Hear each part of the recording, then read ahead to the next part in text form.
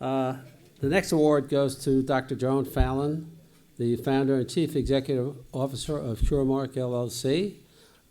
Joan and her colleagues at Curemark are dedicating their work to finding new and innovative therapies to treat diseases that impact so many in our society, especially children.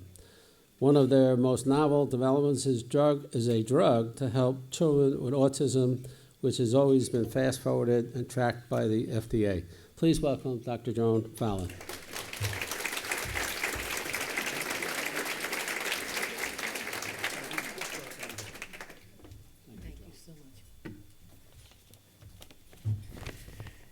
So thank you, Westchester County Association, and I'm really honored and humbled to be here among all of you and my wonderful fellow recipients. Earlier this week, I had the honor of giving a talk at the Athena Center, which is a part of Barnard College, and I'm a fellow there. And I was interviewed by a woman, Kitty Kohlberg, who's the head of that center there. If you don't know Kitty, she was before she was a director there, she was actually an attorney, and she argued the Planned Parenthood versus Casey, which upheld Roe v. Wade. So she's a very powerful and wonderful woman. And the format was a 90-minute question and answer. And the audience asked me questions, she asked wonderful questions, and then she asked me a question that I didn't know how to answer. She said to me, "How do you deal with gender bias?" And I just stopped. I didn't know what to say. And I said, well, I just ignore it and keep going. I said, what gender bias? I don't know gender bias. I was a woman in healthcare, now in biotech. I'm very often the only woman in a room.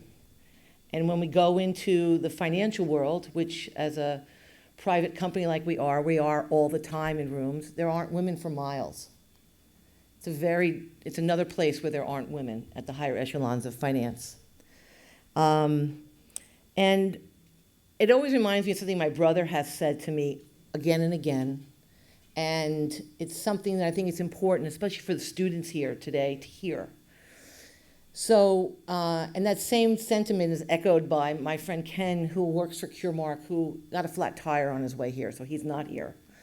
But they say to me all the time, people mistake your kindness for weakness. And that they make a mistake when they do that. And it happens again and again and again. And by doing that, they completely underestimate who you are, what you do, and what you stand for. So ladies, young ladies especially, as women, we do things differently. We think differently, we act differently, we look differently. I come from a very strong line of women. My 88-year-old mom is here in the audience.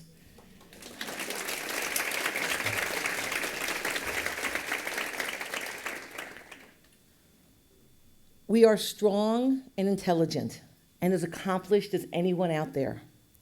Don't ever let anyone ever mistake your kindness for weakness, for how you look or what you say or what you do.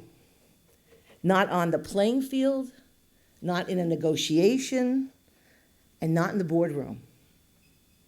Our kindness is who we are as women at times. It is not weakness, it is our strength.